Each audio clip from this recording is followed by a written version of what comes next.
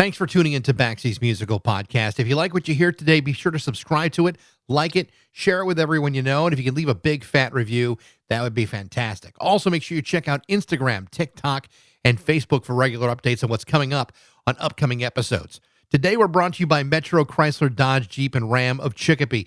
Visit Metro's state-of-the-art dealership right now near BJ's and Big Y on Memorial Drive. Or visit metrojeep.com and drive home in your brand new Chrysler, Dodge, Jeep, Ram today. Now let's get right into today's episode with Steve Kilbey of the Church on Baxie's Musical Podcast. What is it? It's Baxie's Musical Podcast. Resistance is useless.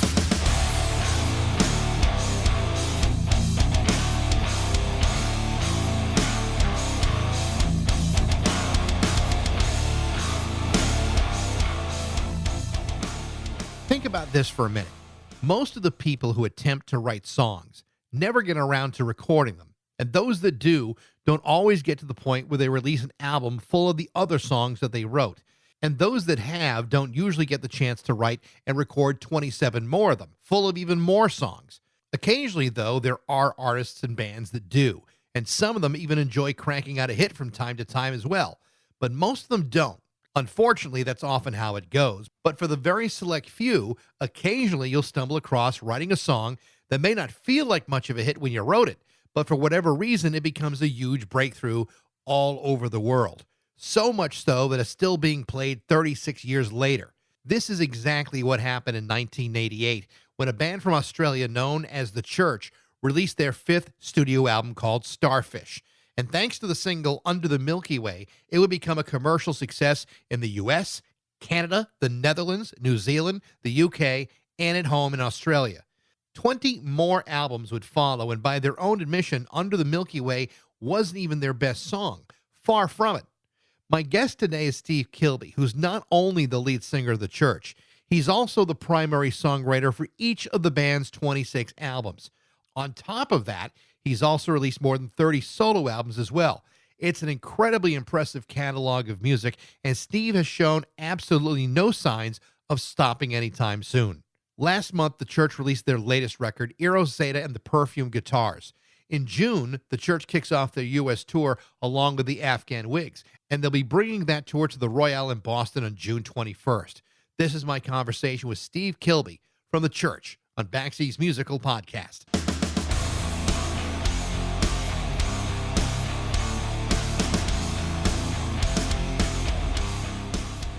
Congratulations on the new record. It's hard for me to imagine that you're now like 26, 27 albums deep. That's remarkable to me. So congratulations on that. Thank you, mate. There's more than that. Oh, I know. When people go, "Wow, you've made 27 albums," it's probably more like 37 albums when you think of there's all these albums that don't get tallied into that. But on top of that, you've also got dozens and dozens of solo records too. It's a remarkable amount of work. It's just like, when do you take breaks? That's a good question. The other day, about 2 weeks ago, I had some spare time and I went in the studio and banged out another EP. And it really did seriously occur to me, man, you need some time off, So yeah, I've been going really hard for a long time, and I'm gonna. I forgot I've got a gig next week in Sydney, but I am having a little bit of time off right now. But it's always percolating, all this stuff. I've certainly, if I stopped making music, if I was to stop and not make any more records, I've certainly done my bit. Yeah, that's for sure. that you have. I was listening to the new record, and it's an absolutely beautiful record, and I know that it's kind of like a companion piece to the last record, Hypnagogue, which was a concept record that came out in, I believe, February of last year. Now, yeah. I had heard, and you can correct me if I'm wrong about this, but there was some rumor that Hypnagogue was going to be the final Church album, and then all of a sudden there's another addendum to the concept. Is there any truth to that? Was there some thought that might have been the last record? I think when you get to my age, I know that's a hell of a cliched way to start a sentence, but I think any album could be your last. And I never anticipated that Hypnagogue was going to go over so well. It was kind of more, I think, thinking it was the last album if it didn't get any, if no one was interested and no one thought we were barking up the right tree. It could have been. I think I would have been too disillusioned to keep on going, but it was very widely praised, and it's an excellent record, and it's like it seems to me that if you've got something and it's getting that kind of recognition, it would have been a great way to go out. But obviously, there's more to the story, there's more to the plot line of that concept record that must have come to you. I mean, how quickly did you start considering, hey, there may be more to this story? Well, okay, so when we finished the Hypnagogue, there were a couple of tracks left over. And then we got these new managers in California. And the first day we met them, they said, hey, is there any more of the Hypnagogue? And I'm like, what do you mean? They're going, we could do a digital deluxe if you have an extra 6 tracks. And I said, okay, well, we've got some left over and we'll go in the studio. And then when we went in the studio, we were so prolific. We got instead of just having, we're just going to do another 4 or 5 tracks. We got another 13 tracks. Wow. So it's kind of serendipity that these guys, there hadn't been planned to be another one. But when these guys said to me, hey, there should be more, it just seemed like a wonderful idea. And then they said, oh, if only there was a book to go with it. And I went, well, strange you should say that, because I've started working on the book as well. So, but the second album and the book would never have come if the reaction across the board hadn't been so good. So I guess if you have success, you're not going to stop. It's like you could be sitting at a river fishing and you go, if I don't catch a fish in the next 5 minutes, I'm going home. And then you catch one, and then they're there all day. If they're biting, boy, you're going to stay there until they've stopped biting. So I guess that's how it is in the music industry. I go back to the church almost 40 years. I think I bought this many years ago. Bought my own copy of Heyday. It's an excellent condition.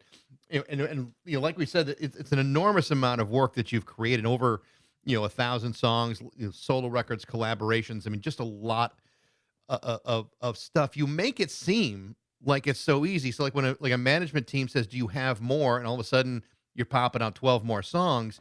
I mean, how do you do that? I mean, for most songwriters, coming up with one good song is a challenge. But I mean, are you constantly feeding this well of creativity, and how are you managing that? Well, it's strange. I just read this book about Paul Simon, and he, who's one of my favorite songwriters, he apparently didn't. Years and years will go past where he didn't write anything, and he would still feel angry and worried about not writing stuff. That never happened to me. I don't know. I just at some stage I sort of unlocked my creativity, and I found it is always there if I need it. I mean, if someone rang up and said, Steve, I want a really fucking good song by the end of the day about Paris in waltz time with a mandolin, I could do it. If someone said, I want this or that, or an article or a poem I think I could do it. I'm not very good, but sort of it's like there's a trade-off. Is I'm not very good at many things, and most things make me really angry and confused, especially modern day stuff. Like when you go to a restaurant and you can't just order from a waiter, and you've got to you've got to create an account. You've got to create an account to order your meal, and then you're like, and then they're going, no, that password's no good. I'm like, what the fuck? I just want to order my dinner.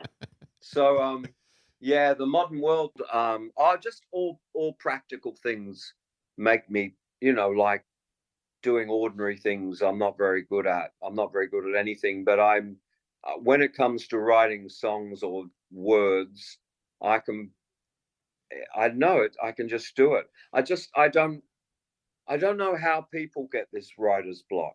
It just seems to me there's so many different ways to write a song. And of course, I enjoy collaborating with all the people that I collaborate with. And some of them come to me, they've already got the music. And they're like, here's the music. Can you just sing something on top of that? That's really easy when the music's already written. But I don't know. I've just spent my whole life working on this. Like, right, when I was 10, I was writing songs in my head, and I was listening to music, but I was, like most kids would be listening to music when we were children. They weren't thinking about how it was created, but I was always intrigued by that part, and I was always intrigued. I'm a sort of like an expert on songs. I Yeah. love songs. Yeah. I love songs. I don't. I love thinking about what is a song. What constitutes a song? What can a song do? A song can do anything. It's the most marvelous thing. It doesn't have to make any sense. It doesn't have to have any rhyme or reason. Literally, it doesn't have to have rhyme. I was surprised when I read in the Paul Simon book. He was talking about that song America, and he goes, not one rhyme in the whole fucking song. And he's right. He's right. It's like a really popular and famous song, and there's no rhyming in it. So songs can, I don't know, I've just become a songwriter. Always writing, always looking. I'm always analyzing. If I'm sitting on a bus and I can hear a conversation behind me, I'm listening to what they're saying and going, can I recontextualize their conversation into song lyrics? I'm always listening for things. I'm always trying to find new fields to plow. In the case of Paul Simon, you're talking like you're not only just a great writer of melody, but he's also an outstanding lyricist too. Do Yeah, you find that comes as easy as writing melodies for songs, or is it really two totally different type of talents? it's like if you're baseball and cricket. You got a bat and you got a bowl, and they're really different things, and yet they are connected. I think, to me, it's easier to write music. It's easier to write lyrics than music. Hmm. Lyrics are easy to come by for me. And when I first started writing songs, I used to write the lyrics first, and then I'd try to fit music to that. And I find that is not the best way to do it. I find it's better to create music, or to have someone create music, and then once that's created, the music always suggests what the words would be, rather than sitting down with a piece of paper and going, I'm going to write these words down, and they're going to become the lyrics for a song that I haven't written yet. I find that's a bit like the tail wagging the dog, and I've found that it's better for me to have a piece of music which will tell me what the lyrics want to be.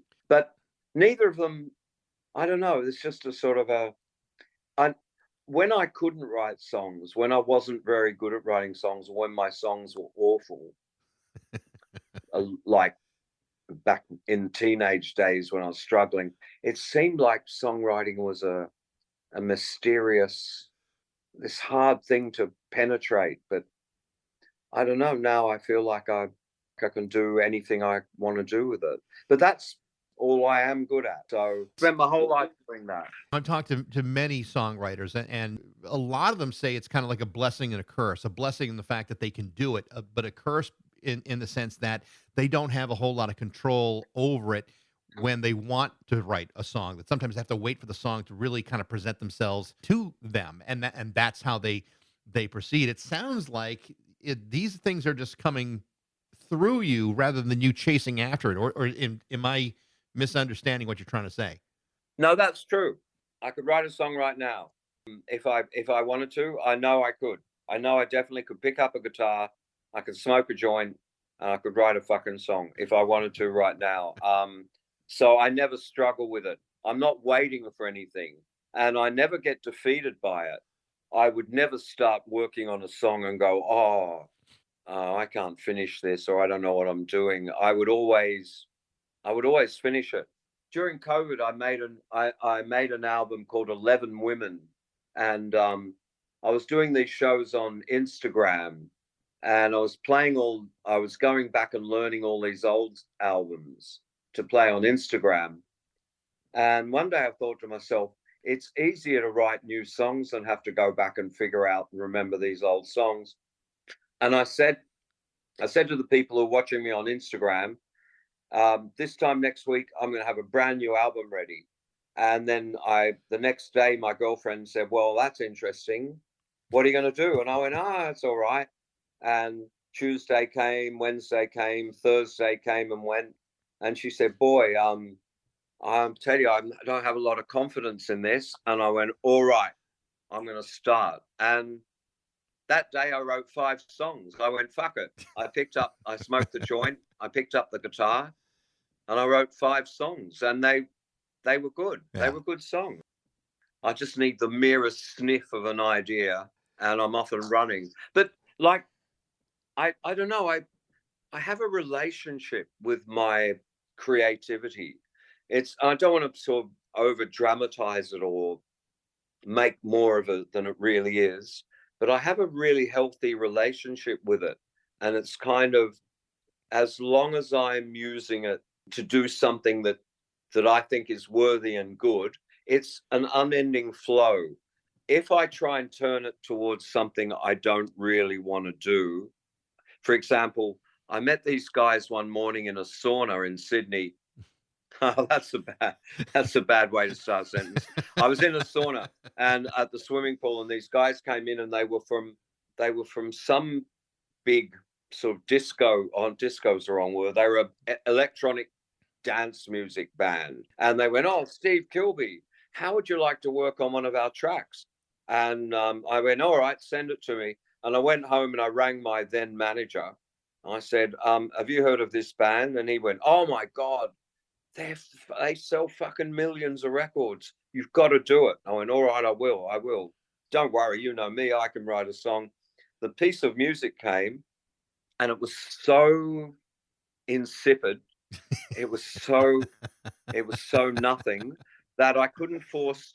I was saying, "All right, songwriting power, get onto this. We've got to work on this song. Doesn't matter, you know." And the thing was like, nah. I said, "Come on, focus on this. Come on, we've got to write this song." These guys, I couldn't do it. Really? I would put the piece of music on, and 4 minutes later, when the music finished, I was sort of looking out the window, going, "Boy, that's an interesting cloud." And so I found out there, and I find out all the time.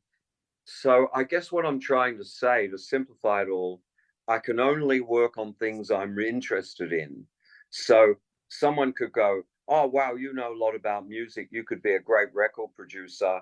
And then they would get me in the studio, and they would find out if I wasn't interested in what they were doing or what we were doing, I was hopeless. So I guess I can only work on things I'm really interested. It won't just kind of keep ticking over if I don't think it's something special. That's the caveat with that thing.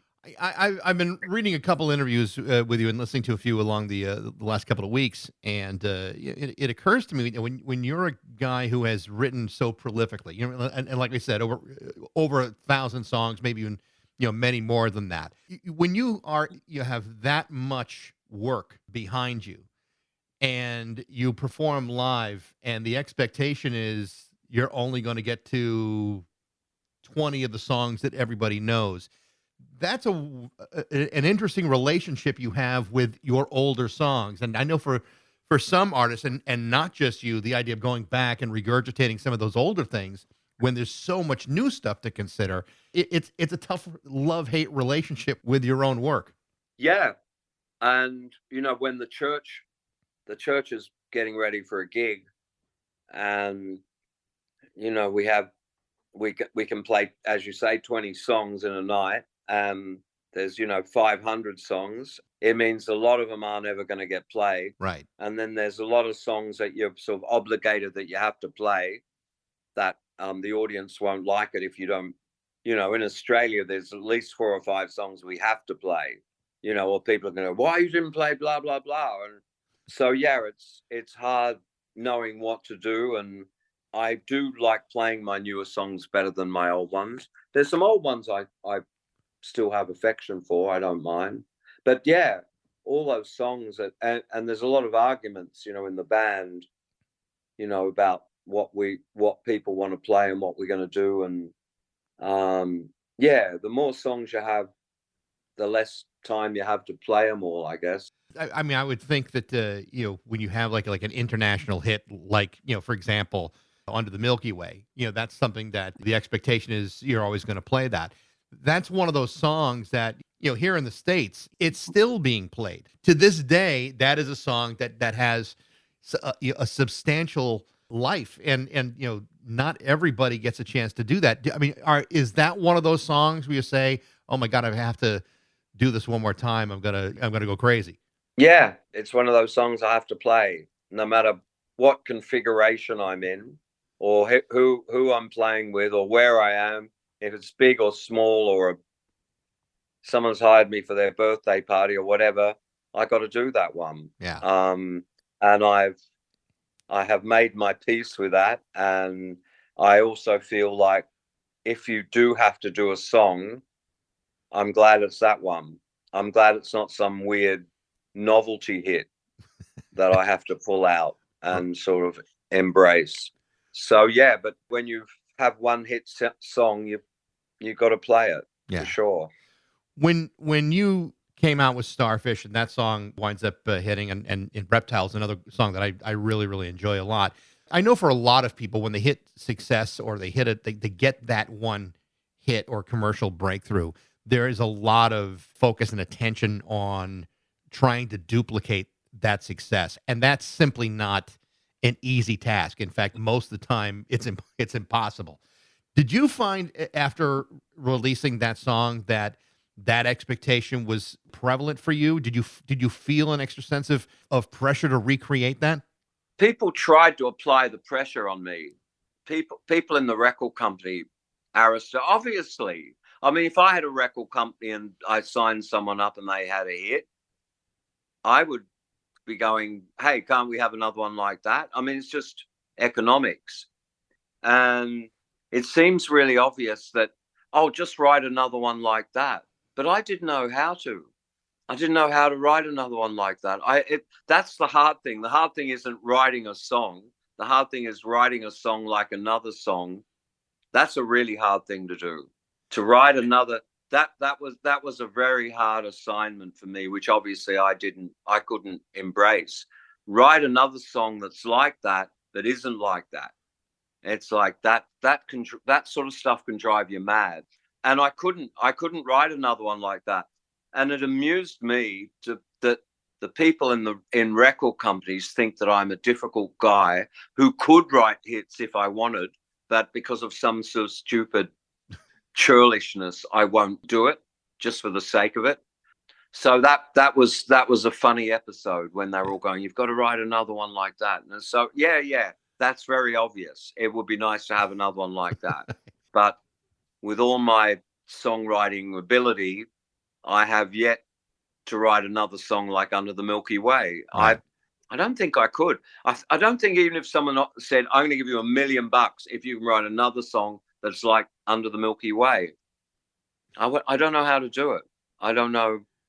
That's the trouble. You wouldn't attempt Under the Milky Way again. Yes.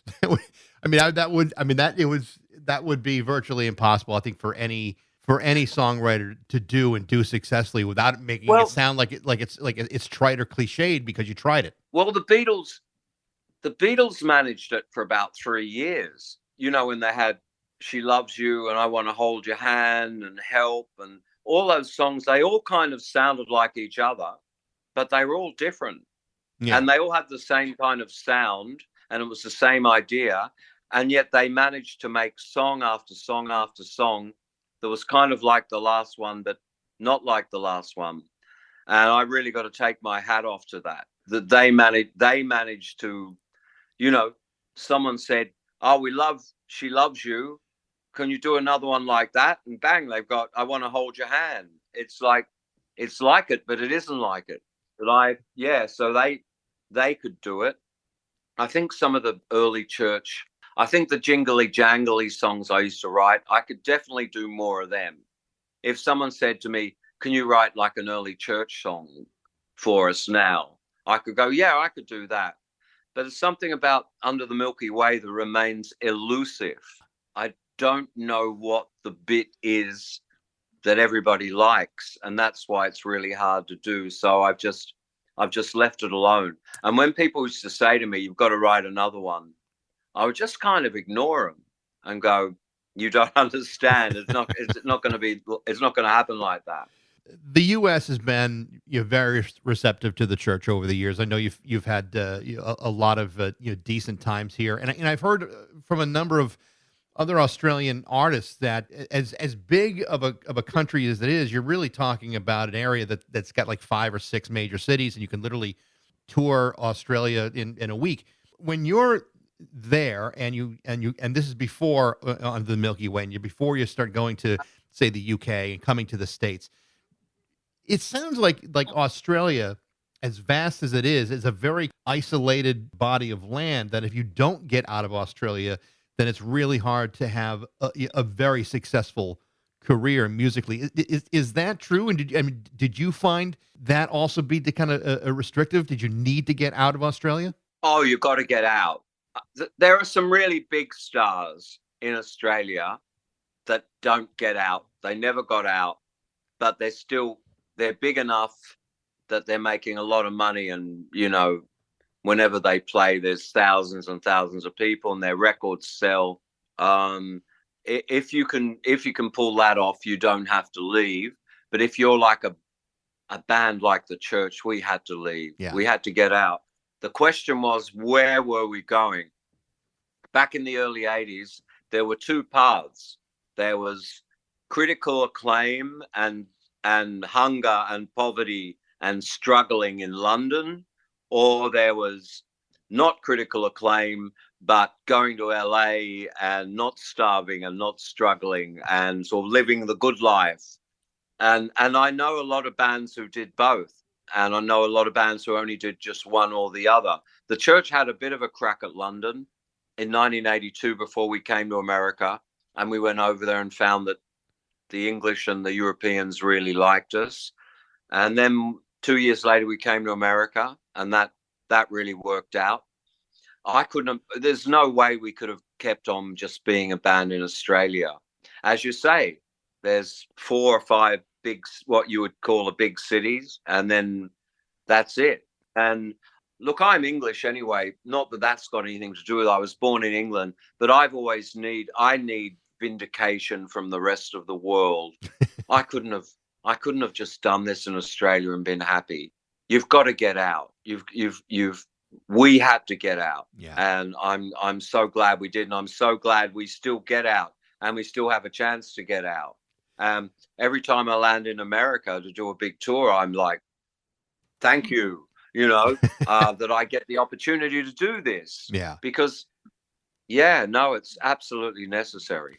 So I remember working in radio back in the 80s, and I remember a lot of things that came along with that, and many of the details of the 80s and into the 90s are pretty hazy or lost in a blackout. In the music industry in particular, there was a lot of temptations, a lot of things thrown at you, especially when you talk about going to America and Los Angeles and New York, and there's a lot of chemical distractions going on at the time. And I know that is certainly something that you had been through and had struggled through.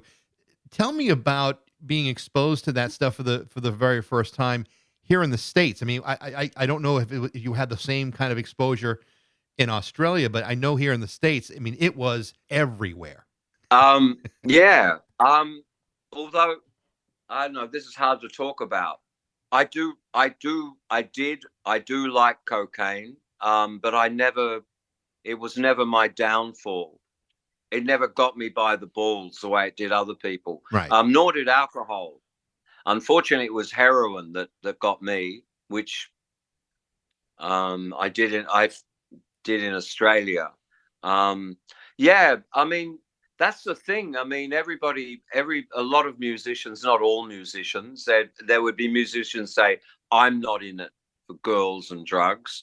But certainly the girls and drugs weren't the only thing the church were in it for. In our younger days, we certainly enjoyed the kind of benefits of all of that stuff. And it's easy to lose yourself, Yeah. and you can lose focus on what's really happening.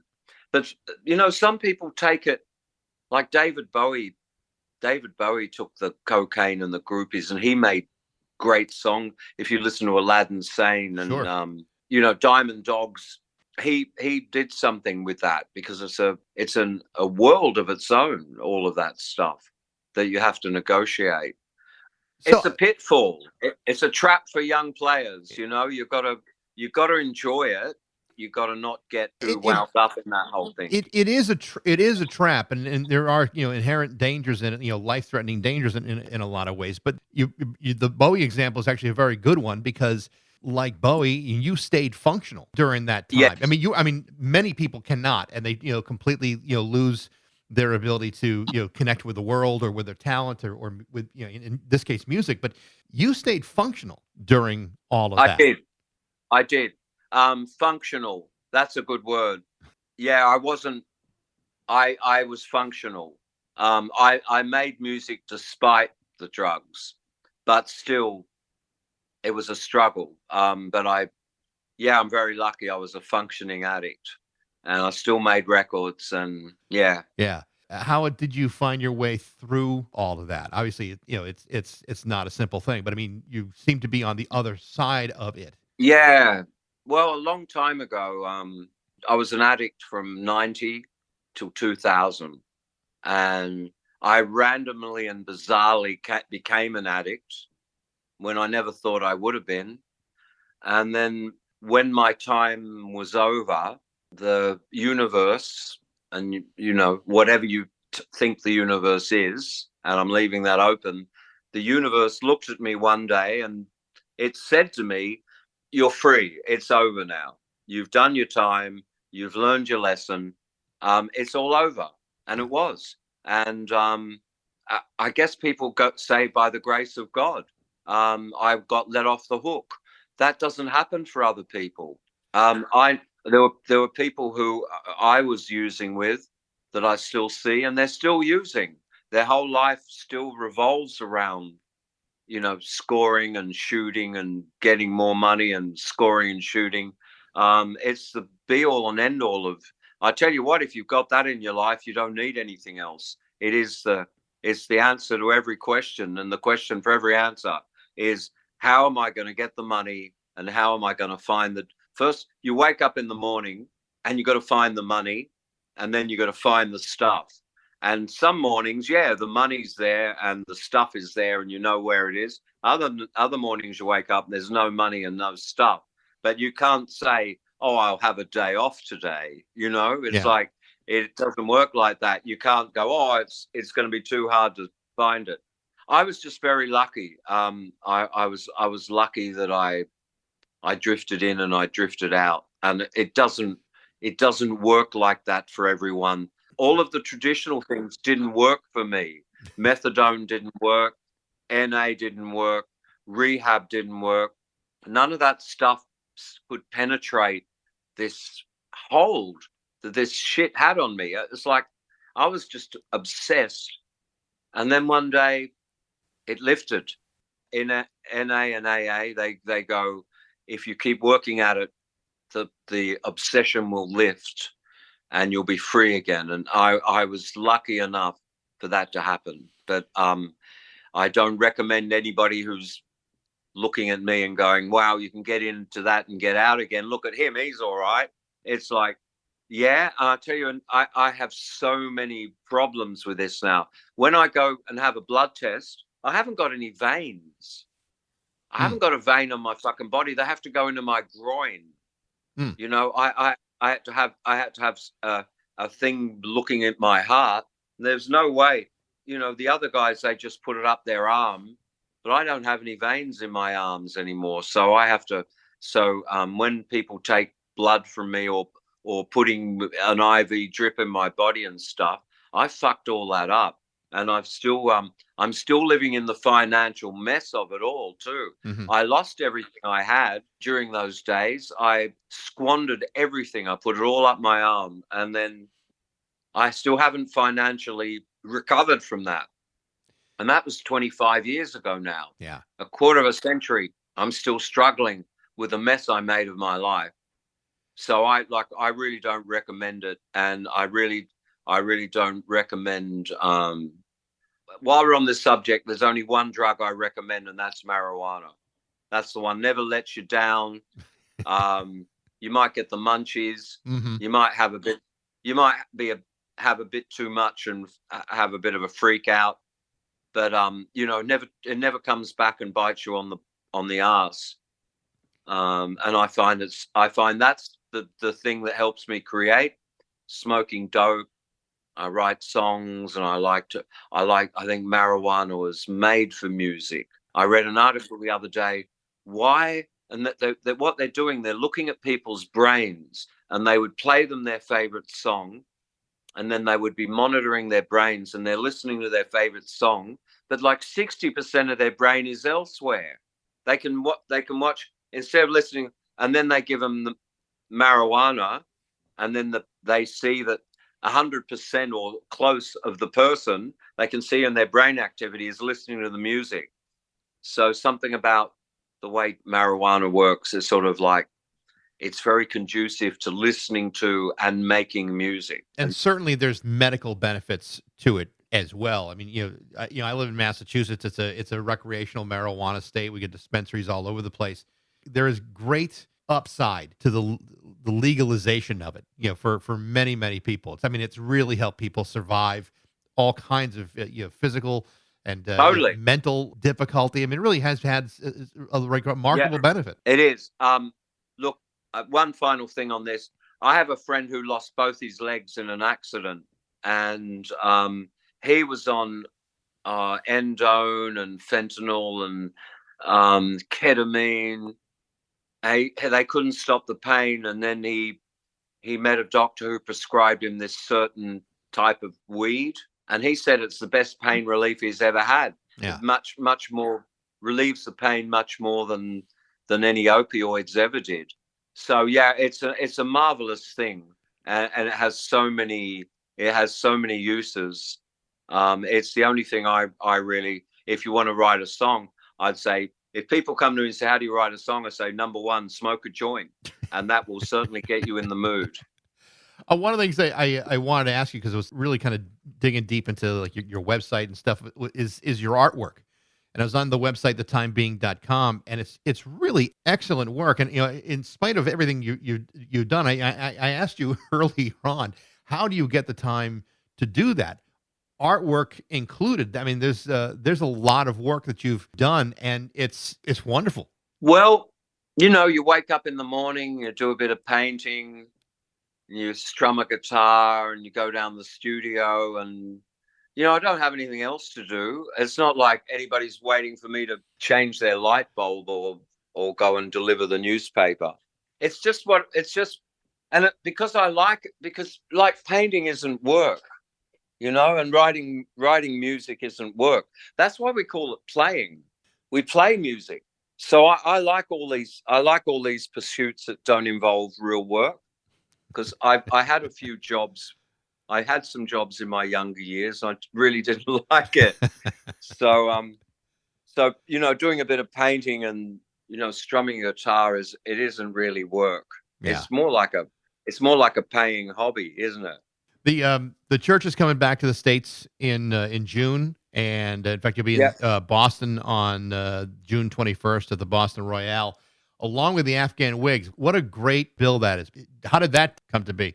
Well, I was a big fan of Greg Dooley, and he apparently was a big fan of mine, and I said as much to whoever would listen. And one day he turned up at a show in LA and we met up and we got on pretty well. And he actually came to Australia and we wrote a couple of songs together. We were kind of sort of good friends. And I don't know, I guess that's what made it all easier. Yeah. And then I'm not sure if our managers approached his or his approached ours, but this has been being talked about for a long time now. So it's glad that it's all coming to fruition. But I guess because of our friendship Greg and I had, and we worked together, and I really like his music and he likes mine, I guess that makes it all easier than, going on tour with somebody you don't know or someone who you're not sure if you like their music or not. Right. So I suppose the tour has its roots in our friendship. It sounds like it's going to be great. The new album is Eros Zeta. You think so, yeah. And the Perfume Guitars. Steve, it's a real pleasure to talk to you. I've been an admirer and a fan for a long time, and it's great to have you tonight. Thanks, Baxie. Good See to you soon. You bet. The name of the new album from Steve Kilbey and the Church is called Eros Zeta and the Perfume Guitars, and their North American tour is about to kick off, including a stop in Boston on June 21st. Thanks for listening. I hope you enjoyed it. Feel free to follow it, like it, share it, review it too. You can email me at bax@rock102.com. I'd love to know what you think. Thanks to Metro Chrysler, Dodge, Jeep, and Ram of Chicopee, and thanks to you for listening to Baxie's Musical Podcast.